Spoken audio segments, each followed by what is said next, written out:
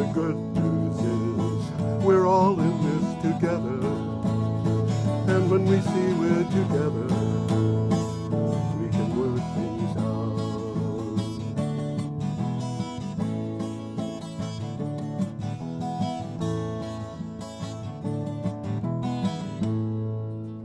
Hello, everybody. We're having an Energy Week Extra. Guy Payne has joined us to talk about a SEON. Raise your hand so everybody knows. Home energy tour. I'm George Harvey, and this is the famous Tom Fennell. In the flesh. And joining us is our guest, the extraordinary Guy Payne. What do you have to say, Guy? What do we have to say? What I'd like to do for just a quick moment, quick Reader's Digest version of just who is the Sustainable Energy Outreach I Network. think that's a good idea. And what we are is primarily within Windham County. We're really the local organization. We are a 501c3 that is really creating a network of businesses, educational institutions, and the public in a commitment to provide energy or educational resources to the practicing professionals as well as the public. So to do that, what we do, there's sort of three primary services. We provide a networking opportunity for facility managers and primarily for the builders and architects in the area, where they meet for 3 hours once a week or once a month and really speak to many of the issues that they experience. We provide training for the public as well as the practicing professionals. As well as community services in terms of public forums on all matters of energy and construction, and primarily in the built-in environment. So that's the service that we provide. And following on with our commitment to how do we help with the public is we have the Sustainable Home Tour, which is our second one that we are doing. And it's going to be on Saturday, October 14th, from 10 to 4. And that's a week from this week. A week from Saturday, yes.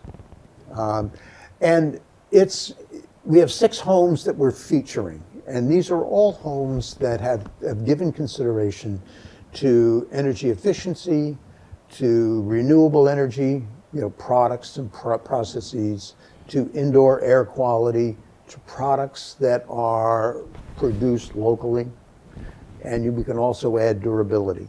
And what durability means is primarily is they last absolutely they last longer because they're aware of water and water vapor management. It's a huge problem. It is huge in a lot of buildings. It is huge. I mean, you just have to look in Vermont basements. And water is a major problem, and especially now when we're buttoning up and tightening up the homes. So this is an information thing for the public. This is an information thing for the public to go and begin seeing. They can see, they can touch, and most importantly, our area's best what we call high performance builders. Are showcasing their homes. And so you can go there, you can ask them questions about whether it's the products, whether it's the process that they used, or the technologies. And it's not in a sales environment. They're not talking about an estimate. They're not trying to sell you anything. Their goal is to explain because they're really proud of what they've done. So it's certainly in the tour you'll see emphasis on the aesthetics, but behind all of that, which is all part of the building, is what's hidden in terms of the insulation, in terms of the practices that did to mitigate moisture. So that's all stuff that you don't see, and they're open to talking about that. And so some of our area's best builders will be there. I'm not saying they're the only builders. I mean, there's some fine builders whose homes are not featured this year or were featured last year, most likely will be featured in the future. So we have a home in Greenfield. Mass, and sometimes people think, oh, Greenfield. You can get to Greenfield faster. You can get to my house in Saxon's River. I mean, Yeah, right. it's real easy, but it's a brand new home in a neighborhood that is a very traditional neighborhood. It's cottages, and all of a sudden you have this new home that is there, that is built for, the new phrase is called aging in place. That is sort of coming in vogue now. It's sort of us as I look at, all right, I'm 71, I'm still mobile, but down the road I may not be. So how do you start design? thinking about that kind of stuff when you hit 71, which I just did, so I'm aware of it. Yeah. So and it's a home that has from the road a very traditional sort of appeal to it, and I'm not sure if I sent you the poster, but this is our poster that you may see around town. But that is the home. It's the home of. I don't know if we can hold this up. Give it a try. What I can. And Let's see if I can. I can do it. Wow. There we go. If you can just hold that. There we go.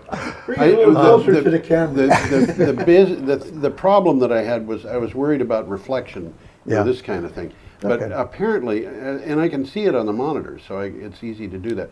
So, what is it, Guy, about this particular home? You say that SEON is Windham County, but this home is in Massachusetts. So, what is it about this home that qualifies it to be on? It's a traditional looking home, isn't it? Yeah, I mean, in one sense, George, the truth is we are primarily business driven as an organization. Right. And businesses don't think of state boundaries.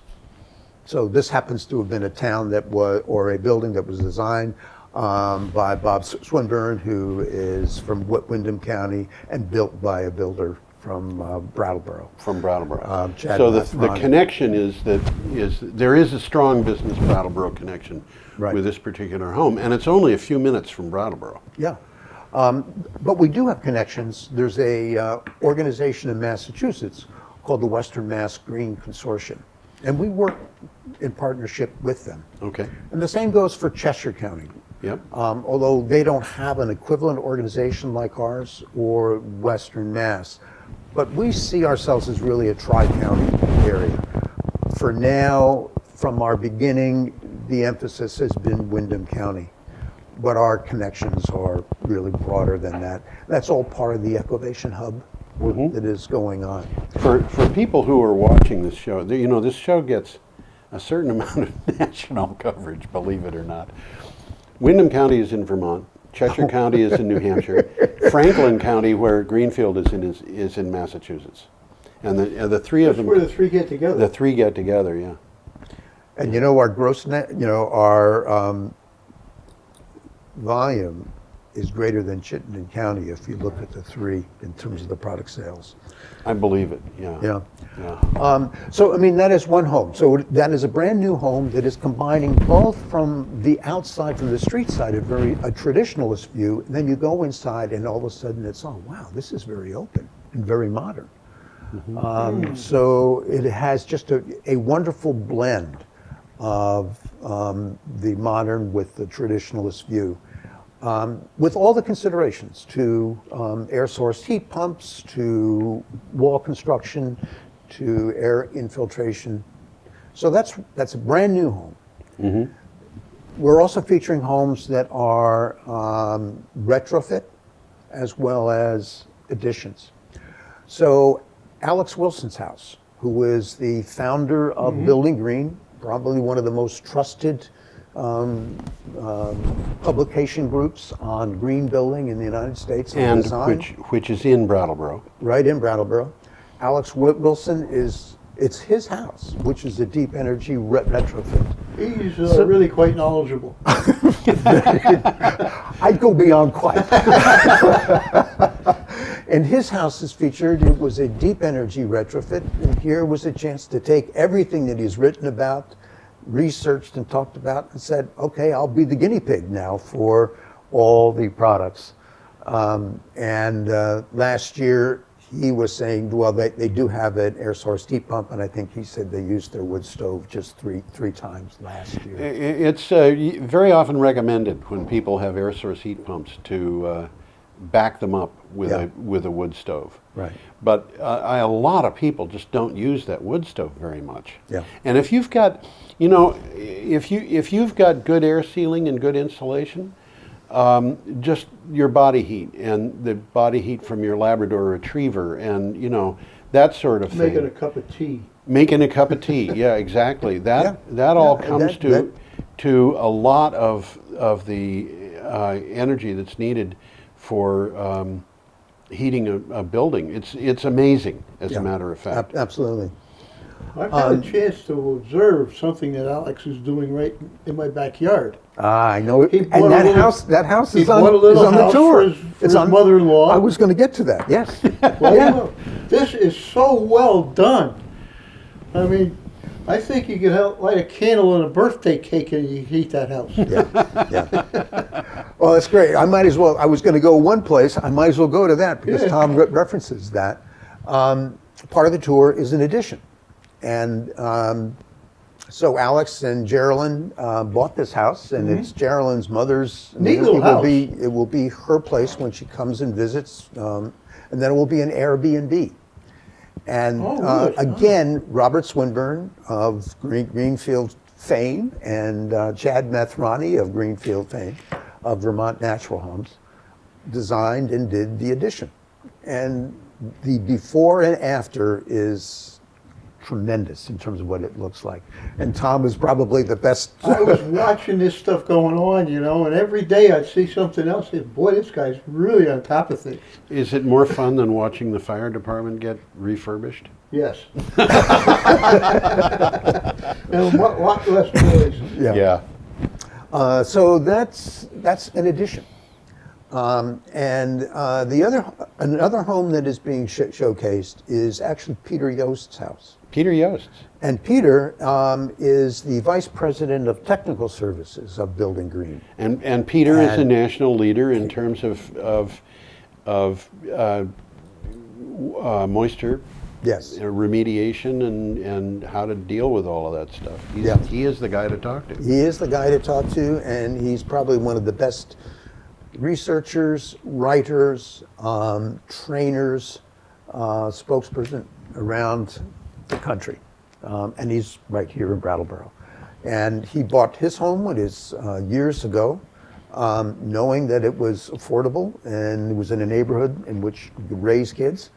And he embarked on an 11-year staged improvement process because he did the work on his free time. There you go. You know, and so it's remarkable in terms of if someone wanted to say, I can't do it all at once. I don't have the resources to lay out. So learning what are the priorities? How did Peter think through the priorities of what he had to do, and the products and the processes that he used? So he will be there. And so people can see, okay, I can't do a deep energy retrofit. What do I do next?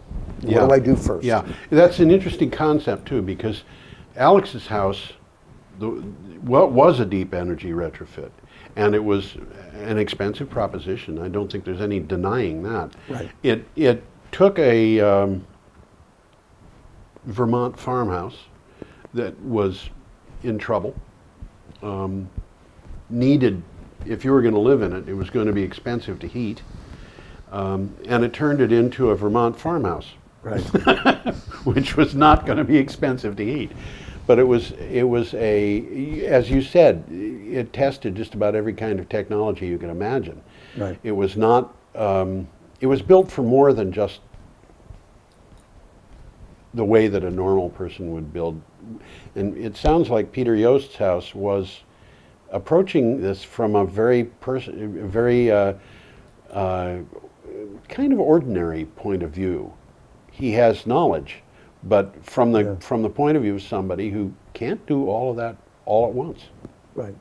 And I think there is that element of it, and another element that cuts across all of the buildings. And what's interesting is I got a phone call this morning about 20 minutes before I came from an individual who just moved to Brattleboro who had a technical question on a mechanical system that he was looking to see, does anyone around here sell this, or is this going to work? Well, and so I told him about the Sustainable Home Tour. I said, you have an opportunity to meet with some of the best builders, designers. It's astonishing, isn't it? For $10. You can travel all around and ask all the questions that you want about everything I wanted to know about sustainable energy. I was afraid to ask, or now I was trying to find somebody to ask. Yes. And so I directed him to the Sustainable Home Tour, and specifically Pete. But there were other builders and other designers that could help him with those questions.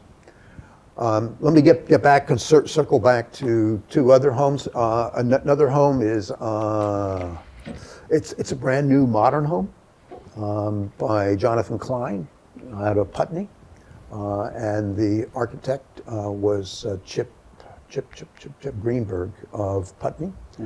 So people have a chance to see, okay, there's a traditional home as well as now a modern home. It's not Chickering Drive, it's Bittersweet Road. And folks can see all the features that are part of this modern home. And then the final one, I think I've done 6, is another Vermont house, which is fascinating in that after Hurricane Irene, so many mobile homes were wiped out. Right. And Efficiency Vermont and USDA, and there may be some other groups got involved and said, we need to do something differently. So they came up with a design that actually fits the footprint of a mobile home, but is net zero ready. So everything in those homes, they are manufactured up in Wilder, Vermont, although I'm beginning to hear that they're also being manufactured around the country. But Wilder, It would make Vermont, sense. It would Yeah. make good sense. and now from air source heat pumps to all the insulation practices and ventilation practices, and not everyone will be in a place where you can take advantage of solar, but it's defined as solar ready. Solar ready. If you're going to buy property to put one of these on, you don't want to put it on the north side of a tall mountain. Yeah, and so Peter Thurl of Sovereign Solar, Yeah. that's it will be his home, Oh, really? right on Route 5 Really? in Dummerston. So you can visit Peter Thurl's house, and a representative from Vermont will be there. Cool. And so, as Peter said, I just had to plug in things. as opposed to, a couple who has to live through all the retrofit changes that take place over a long period of time. Right. He just went in the next day and had things plugged in and he was ready to go. I think this really kind of touches on something about these buildings that a lot of people really would find difficult to imagine. And that is, they basically almost heat themselves. Mm-hmm. And, I wrote an article for Green Energy Times a couple of years ago about an apartment building in Brooklyn. And the architect designed it so that it was going to be net zero. And he told me, one of the things he told me was, you can go 90% of the way to passive, which means 90% of the way to needing no energy from the outside, for the same cost as conventional construction. And what this really says is, before you build a house, you should really look into this, because for no more money, you can reduce your energy bills by 90%. Yeah. And we've got the personnel the companies, everything you need in Brattleboro to find out, or in Windham County. And of course, there are other people around. You mentioned people from Greenfield. Who is it that's up in Walpole? Bensonwood. Bensonwood. Unity Homes Unity is a division Right. of Bensonwood. Right, and these people have got a different approach. Really, we had Bensonwood engineers on here, had a really fun time. Yeah. They were just a blast to talk with. But we've before a person commits to building a house that is conventional. Well, let me put it this way: I would never build a conventional house. Not today, because you can build a house that is more comfortable and cost 10% as much to heat, and from the point of view of what does it look like, how is it in terms of livability and so forth, it doesn't look any different than any other house. Well, there may be one difference, and that is chimney. You might not need a chimney. But if you're going to have air source heat pumps, you probably want a chimney because you probably want a wood stove. Yeah. But it doesn't have to be. Central heat. You don't need a central Don't need a heating. furnace. You don't need a furnace. You definitely don't need a furnace. Mm-hmm. And we've got. Are you familiar with what is that? Is it Dandelion? Is that the name of the company? Doesn't ring a bell to me. Ground source heat pumps. Okay. Okay, I think it's Dandelion. It's a division of Google, as I remember. And we mentioned it on yes, the show. and they're setting up shop in New York State, but they're going to serve all of New England. And if you call them up and say, we want a ground source heat pump, they will put it in. No money down. And you are charged for the cost of heat at a reduced price. And of course, one of the things that they do is they drill the well. They drill holes in the ground to get that hot water. They that's do down indeed, there. yes. Yeah. And so you can get to a ground source heat pump, but really that's apart from what you're talking about. I shouldn't be going down that road.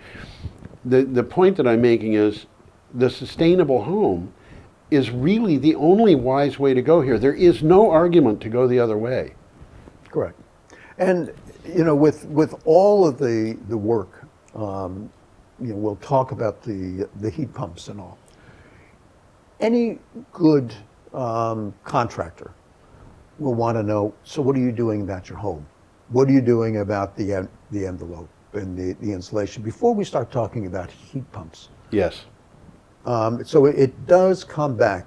And one of the things that is not referenced a lot is we hear energy efficiency, which now is just becoming a word out there, as opposed to what are we doing about carbon emission, the carbon footprint emissions. Mm-hmm. We're not equating the two in one sense. Yes. And yet we need to recognize that is what is happening here with this fossil fuel. So we need to begin thinking in very practical terms. And I think that's what SEON is trying to do, is to look from a very practical point of view, what can we do locally to begin making change? And there's a lot of discussion about broader issues that Joe Smith down the road can't do. But these are things that they can do if they take the time to do the research, to go on the home tour. Brattleboro Savings and Loan is trying to do their work in terms of supporting these kinds of efforts. Vermont State Employee Credit Union is trying to make their portfolio possible for a lot of folks. So there's a lot of work that is, in terms of financing, how do I pay for this stuff? It is out there. And if also the point that you were making is that a lot of the investment comes back because the cash flow is such that we can pay for this. We're no longer paying the kind of costs that we used to. Right, right. So this is the Sustainable Home Tour, and I don't know how much longer. Can I take a little detour? Go wherever you want to go. It's your show. I mean, this is another part of what SEON is doing. This is for the public, Mm-hmm. as well as showcasing the talent that is here in this area. The other thing that is becoming more and more evident is the McClure Foundation, which is a foundation in Vermont, did a study on the labor force within the state. McClure. McClure. In 2017, what do you think is the second most, or will be the second most in-demand occupation as we look to the next 10 years? Weatherization. You're Solar close. installer? No, not solar installer. Behind nurses, which is the number one, Okay. what do you think? You're close with weatherization. Carpenters. Carpenters. This is ordinary carpenters This is, well, it may be viewed as ordinary who have a carpenters, new education. but the need is, you can no longer say, I know how to build a shed so I can build a house. Yes. That doesn't apply anymore. Right, Although right. 15 years ago, You people could do were that. saying that. Yes. Um, Yes. But the carpenters we're talking about now that is in need of building these kinds of homes, or even building the larger facilities, are the carpenters who have the requisite skills in geometry, in the science of building science, which you know is how air, heat, and moisture move, is the physics of how air, heat, and moisture move through a building, sort of a branch, smaller version of thermodynamics, although Right. we're not going into the weeds there. Yeah. But they need to know also how to access information, how to interpret charts, because so many of the products now that are being tested, people are needing to understand, so what does this data mean? What is this interpretation? Right. This is the whole new realm of carpenters Right. that is coming. Carpenters you're talking about have to know a lot more than just how to wield a hammer and cut a piece of wood with a saw. Yes. Absolutely. Yeah. And too many people want to get into the trade because they want to work power equipment, and bang away. That's not what is needed now. So we will be, SEON, if funding becomes available, that's always a big if, we will be rolling out in January a whole entry-level program. We're calling it a level 1 high-performance builder industry-recognized credential.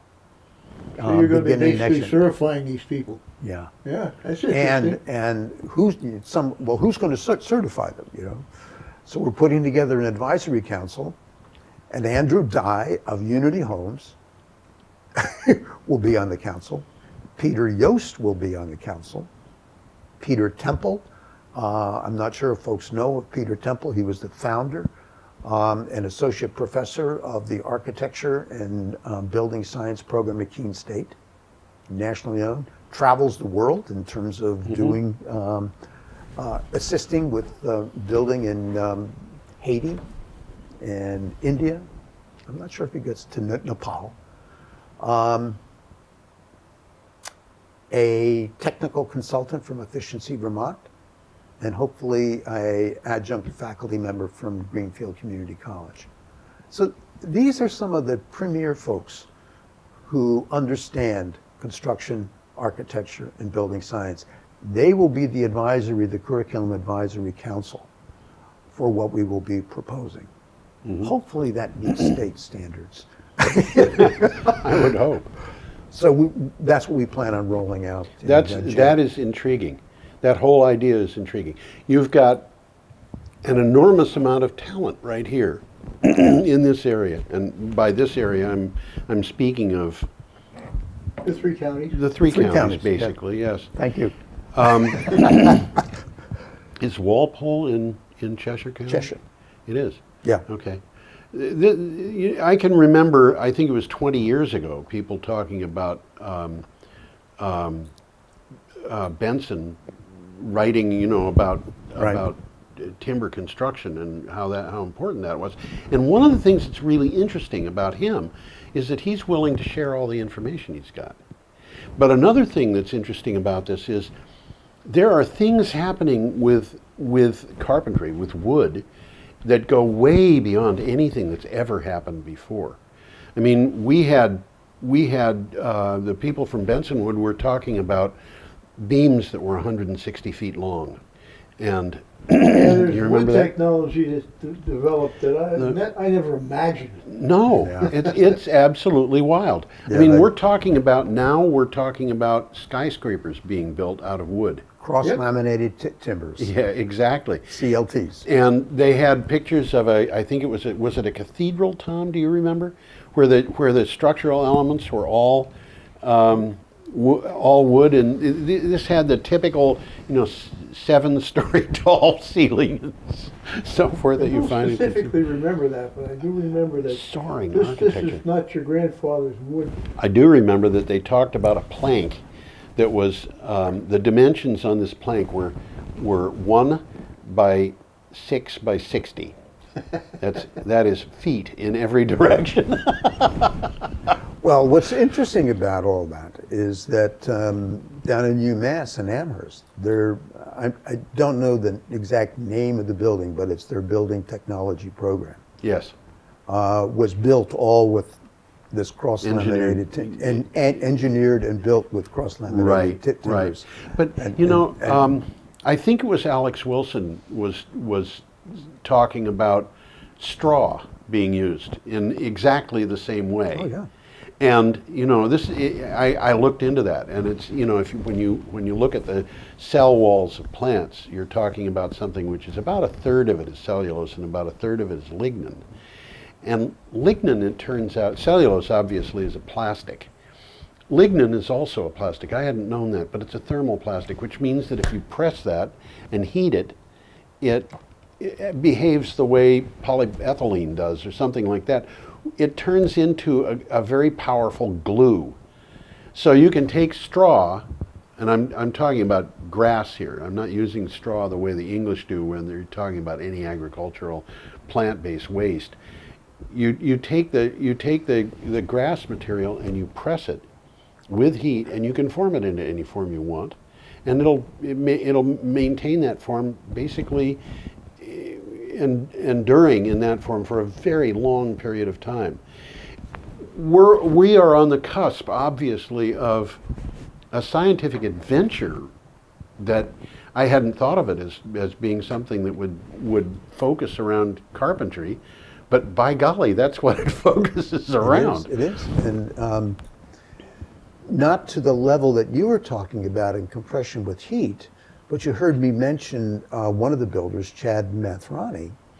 He has Vermont Natural Homes. Yes. His home is straw-baled house. Straw-baled house. It's a straw-baled house. And I wonder how many viewers understand what that is. It's a new old technology, and I think I actually saw a picture of a straw-bale house that was built in the 1930s, which would have been possibly a Depression era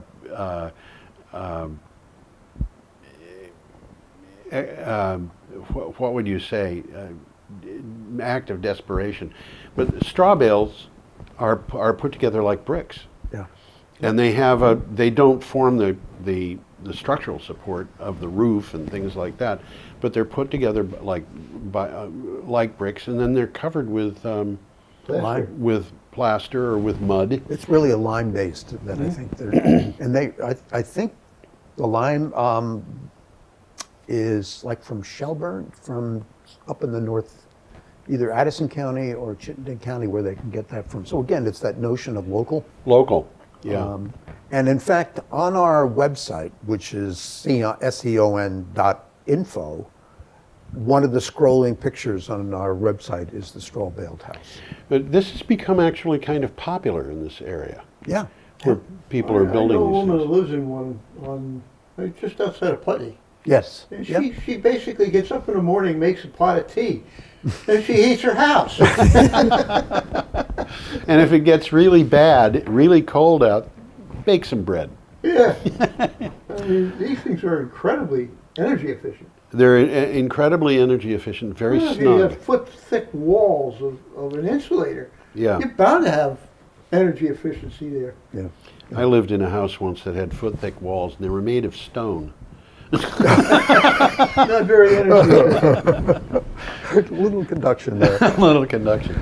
Circling back to the home tour, if you Yes, don't mind. let's do that. What people will get when they visit the home is this 37-page booklet, Okay.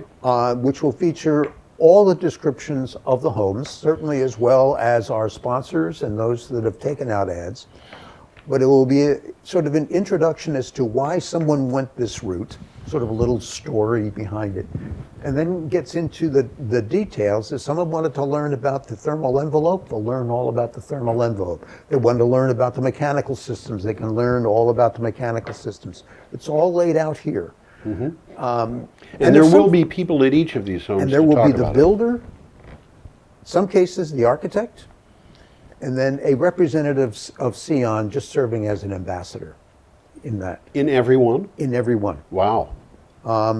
So when you go to the home, you'll get this booklet, and included in the booklet are the directions where they're located, which is also on our website, and we do have a glossary.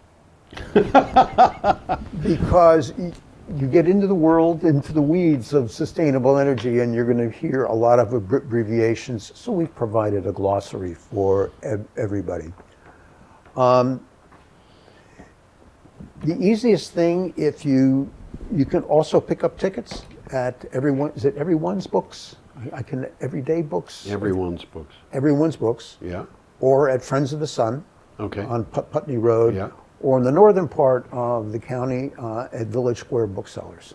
Okay. So you can buy tickets there, you can buy tickets online, go to our website and go to Home Tour. And there in Home Tour, it will give you directions, saying, well, where do I start? Well, go online, go onto our website. There are directions as to where each of the homes are, and you can pick. You can start at any one of them. You can start at any one of them, but you may want to think, why don't we make it a nice little day in the fall? Either start up in Dummerston at the Vermont and work your way on down to Greenfield. It'll be a great opportunity, and if all you wanted to know is what kind of toilet did people use, you can visit those homes. So, it can be as minuscule a question as you have, or as complex. What people use for a toilet can be a very interesting subject. Height as well as mechanical. Well, do any of these homes use composting toilets? No, I don't think so. I don't think. But they we've- probably all use very efficient toilets. Yes.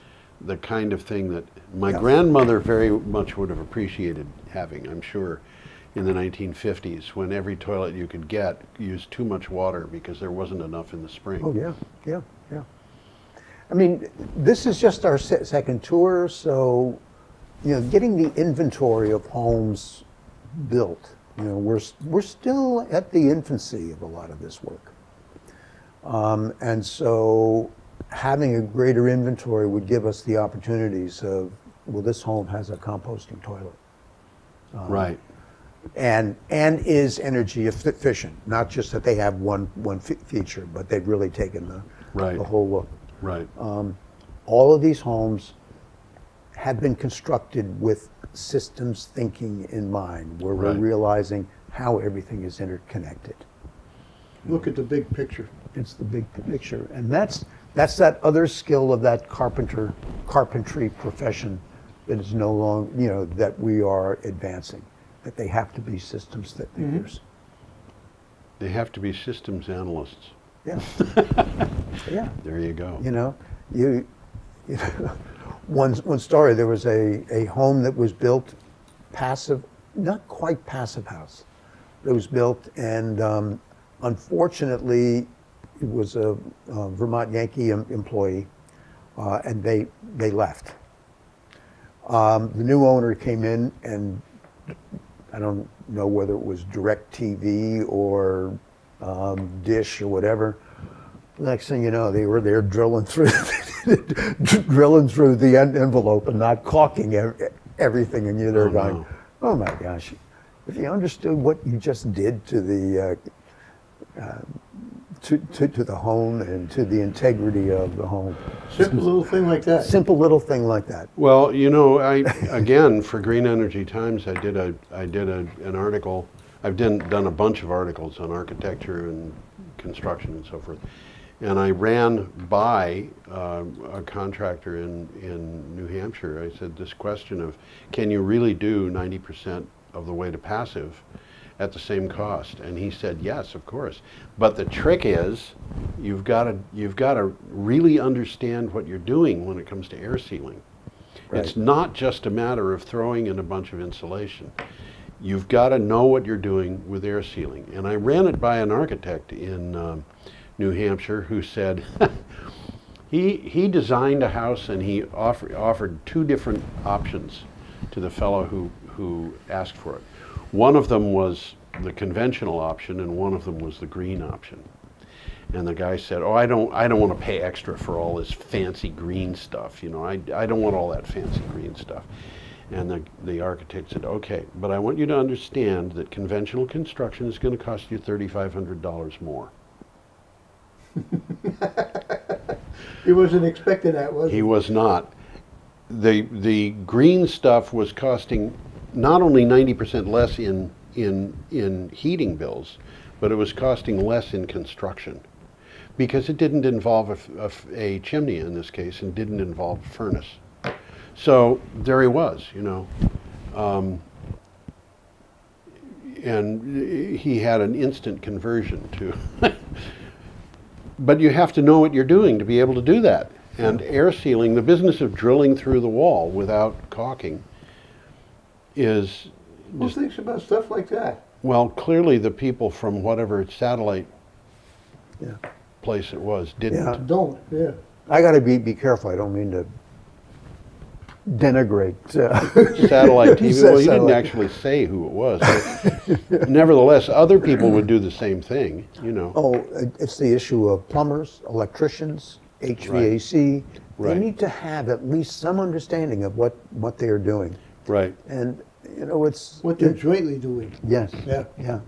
And for homeowners sometimes, and in some cases it will cost a little bit more, but a good contractor will explain, this are the specifics in the nature of my work, in my estimate, that you're not going to get with someone who is offering you something less.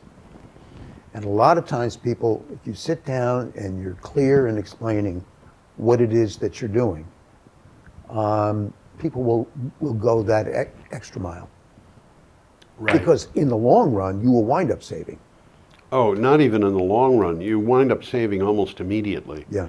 I mean, you can check how long, what's the payback period of a lot of these things, and it's worthwhile asking that question. But in many cases, the payback period is a year or barely more than that. And under a circumstance like that, it just doesn't make any sense not to put something in.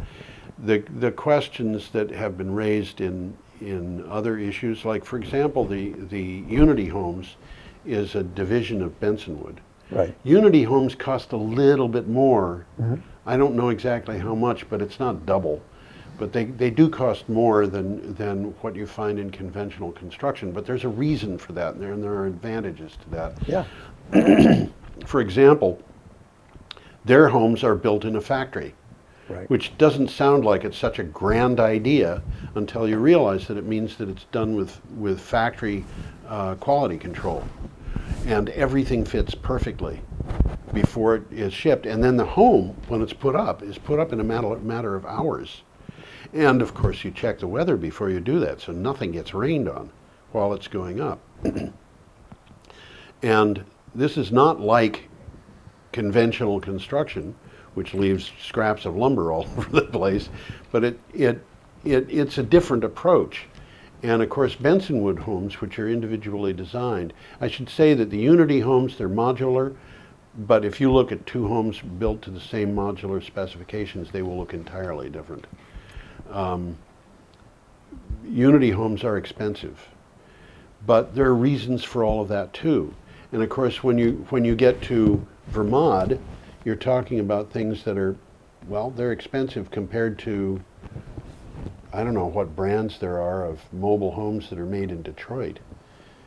But the Vermont homes are a little more expensive than those. But you put solar panels. What you save. What you save is astonishing. Huge. It's huge. Yeah. And you're talking about something that you could put solar panels on the roof and all of a sudden you're completely self-powered.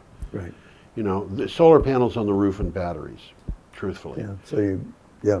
But, you know, it's a different world than what you save is huge. Right. And when you consider the standards that we have used in the past, well, there's reasons why it's so expensive to heat mobile homes. And the reasons have to do with air sealing and insulation. That's right. Yeah. Well, just because a home is built in a factory doesn't make it necessarily good. You have to be sure that the company that's building them follows these criteria. Right. Because there's some cheap modular homes out there. There sure are. Yeah. Yeah. So you got to know who you're dealing with. And that's a question a lot of people around here are asking. It's like, who are the good builders? Well, Where good question to ask. Where do you find them? You know, and well, There's a bunch of them around. there's a bunch of them around, and they happen to be members of SEON. All of them? Not all of them. So Nearly there are- all of them. Nearly all of them. But the point is these people on the tour will coach you on what you need to ask as to how to find them and how Well, to separate. Certainly, those. we would suggest anybody who's going to build a house to go on this tour. And I think that anybody who wants to buy a house that's already built would go on this tour. And maybe anybody who wants to rent an apartment could profit from going on this tour. Yeah. Because there's point. a lot of information. Absolutely. It's $10 is not very much money, and this is a lot of entertainment. but you know, people who rent apartments very often pay their own utility bills. That is a big deal because there's not the incentive for the landlord to make the kind of improvements.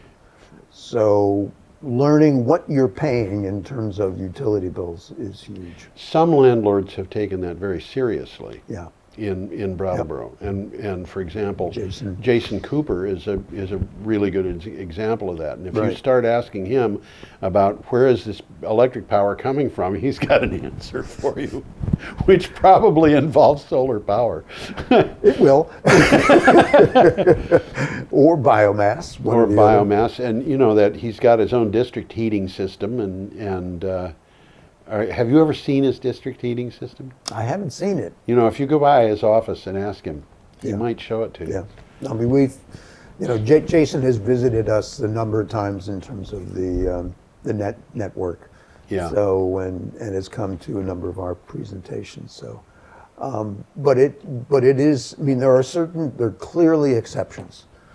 But, For a lot of landlords, a lot of property owners, they don't see the value, and maybe that's a Yeah. place where we could really start making some hay in terms of converting people as I think about that.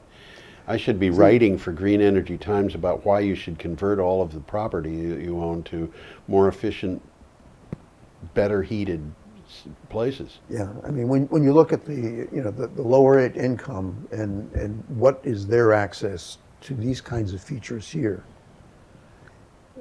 it's more challenging. It's more challenging. Tom, aren't you on the board of, The Brattleboro Housing Authority. yeah, and does the Brattleboro Housing Authority has been looking at some of these issues too, hasn't it? Right. You know, I know the Wyndham Windsor Housing Trust, they make major commitments with any new, I think they are doing some major revisions almost every 15 years.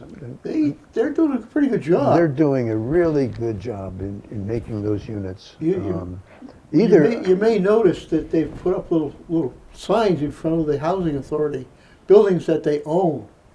And it's awakened me to the fact that these are really quality buildings. Yeah. They've taken Yeah. old slum dwellings that were owned by typical slumlords and turned them into a place you'd be happy to live in. right, yeah. They're neat, they're clean, they're efficient, and the prices, the rent is affordable. Right. And many of them, they've gone to pellet boilers. Yes. Yes. So, I mean, so there are pockets in which all this work is being done. But I think there's a real challenge, I think, in terms of that sizable population in Vermont, which we need to reach in one way or another. That population being people who have low incomes. Right. Yeah. Right. Well, historically, low-income property has been how would you say it, managed by what we call slumlords. You know, they don't repair anything, they don't fix anything, they just collect the rent. And sometimes the results are abysmal. So That's interesting. The idea of, you know, the thing that's forming in my mind of going to writing about why landlords should. I mean, if a landlord converts his property so it uses less electric power and less heat, regardless of who's paying for that, it makes the property more attractive on the market. yeah. And so it can translate into greater profit, among other things. But I want to get back to the solar home tour. The solar home tour is happening on October 14th. Is it just the one day? Just one day. And it goes on from 10 in the morning until 4 in the afternoon. And the homes again are in Putney, Actually, Dummerston, Brattleboro, and Greenfield. and Greenfield. Are they all in those three communities? Yeah. So pretty much all on the Route 5, Route 30. Okay. I'm just wondering how many of them are in walking distance of my home. The closest one to you would be Peter's house, Yeah, of course. which is on, It's right behind where It's- Tom lives. It's 200, less than 200 yards from where I live. okay, it's on like Winter, I mean, it's a combination, what's the street? There's Fairview, which is right by Price Chopper. Okay. And his address is actually on Fairview, but you get to it by going to Winter Street, which you sort of going up from Price Oh, Chopper. I'm sorry. I was thinking of the one that. Oh, that the Airbnb. Airbnb. Yes. Yeah, yeah. That's within walking distance. That's within walking distance, but Price Chopper's within walking distance too. It's Yeah. not more than a half a mile from I where mean, I you just live. got to go up the Estiville to Yeah, absolutely. up there. So those are two within walking distance. Yeah. The Bittersweet is you have to go up to Upper Dummerston Road or Right. whatever Dummerston Road is, and then Alex's is out by Leonard Road, Right. off So- West Road. Yeah. Okay. So, but they're all concentrated, with the exception of two. They're actually pretty close together. Yeah, I mean, I did a show like this up in Fact TV in Bellows Falls, and of course they wanted, so anything in Rockingham, and it's like, we had two last year, but not this year. And, it's that ongoing problem of getting people from the northern part of the county. They think they need a visa to get down to Brattleboro, or vice versa. Well, if you think that's bad, try the people in Wilmington. Oh, yeah. I mean, Yeah. they think of themselves as being very separate, and I think in some ways they are from Brattleboro. They're separated by a mountain range. And the construction going on in Route 100 is very different than the construction going on in the Connecticut Valley. You're talking about housing construction. Right. That's an interesting observation. It's a very different market. It's a different market, and you're building a home for second homeowners, Okay. and the kind of care that we're talking about.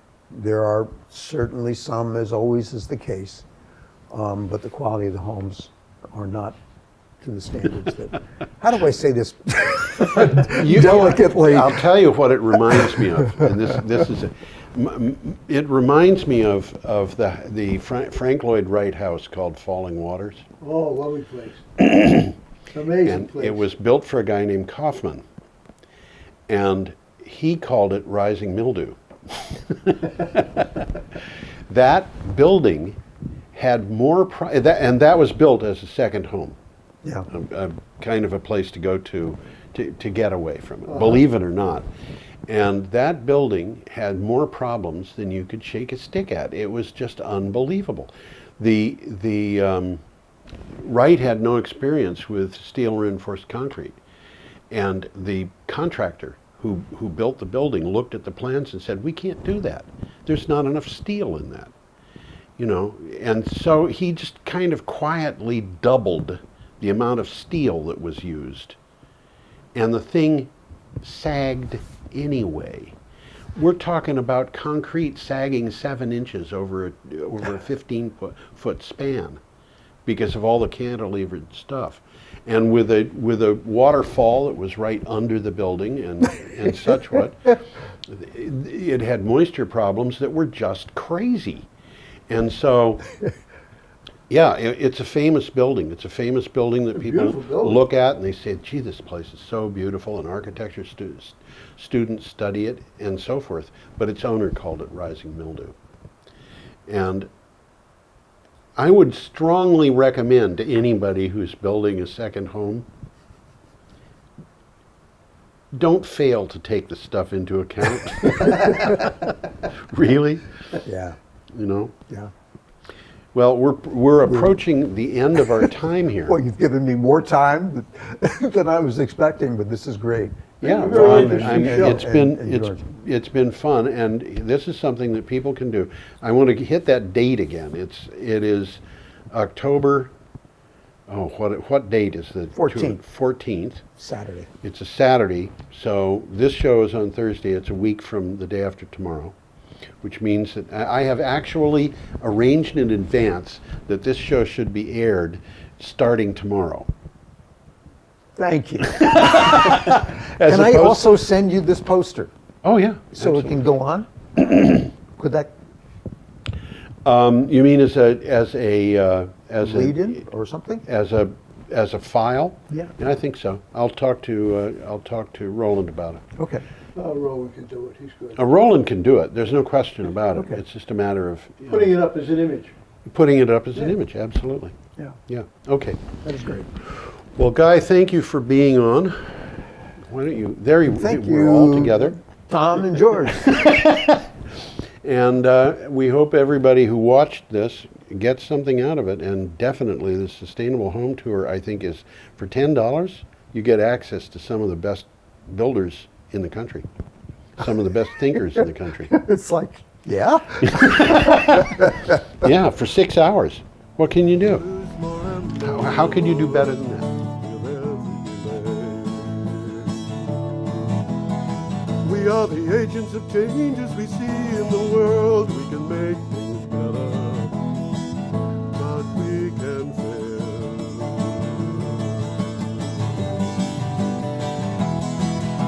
The good news is we're all in this together, and when we see we're together,